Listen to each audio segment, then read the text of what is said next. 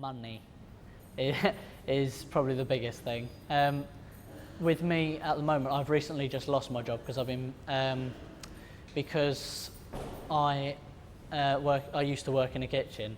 They've changed the way it works, and basically they don't need someone to wash up, and they don't need a kitchen assistant anymore. They're just hiring more chefs. So money for me at the moment is a big issue. I can't get around to see these places and to look for, because I'm an actor, I need to look for auditions and find out about them.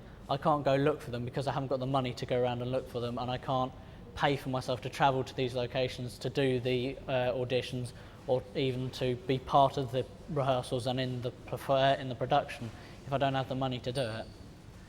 And something they do try to do in sixth form is they try to give you a certain amount of money each week through EMA, but you can't get that unless your parents earn below £30,000. I'm not entitled to that because my dad's a head teacher at a primary school, so he earns more than that.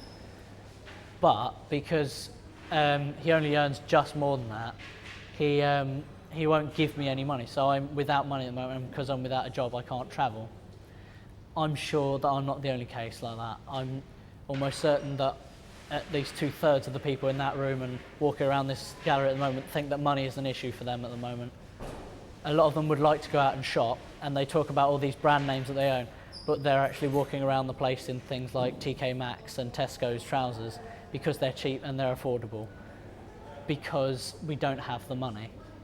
People talk about the young generation talking about these brand names and spending vast amounts of money on clothes.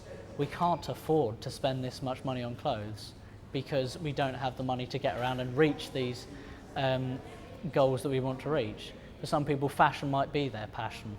So they might love clothes and they might want to be a designer. They don't have the money to buy the clothes which inspire them. They don't have the money to buy the materials to make their own clothes. Because I'm an actor, I also like to direct, and I can't direct things myself because I don't have the budget to make the costumes and things like that. Because I'm still young, I can't go up to a big brand name and say, hey, can I borrow funding to make a short film and put it on YouTube? Because surprisingly they won't do that. And neither will banks, they won't lend you money for that. So the only money I get is from my job, which I've just lost. A lot of the problem with creative jobs at the moment is that they are never solid. All the jobs that I would like to have, like being an actor or being a writer, because I do a lot of literary work as well, none of them are concrete. You have no way of telling whether someone's going to like your book or whether someone's going to like the play. So you have to have other jobs that you can go back to and you can swap between, because you can't live off just being an actor because it doesn't pay enough. It's not constant. You can't do the play over and over again for a whole year. You'll become bored of it and your acting will become stale and you'll lose the enthusiasm for it. So you have to have something you can swap between to and from, just like, sorry.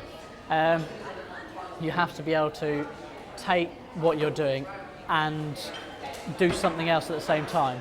So it's like having something sweet and sour. You've got to have something you enjoy, which is the sweet, and it's what your passion is. And you've got to have something sour, which helps pay for what you're doing, which helps keep you going. And it's something that you use the sweet to motivate you for, if that makes sense. Like I mentioned, I do costume design. I could do that to help pay for the funding and things like that by making costumes for other people.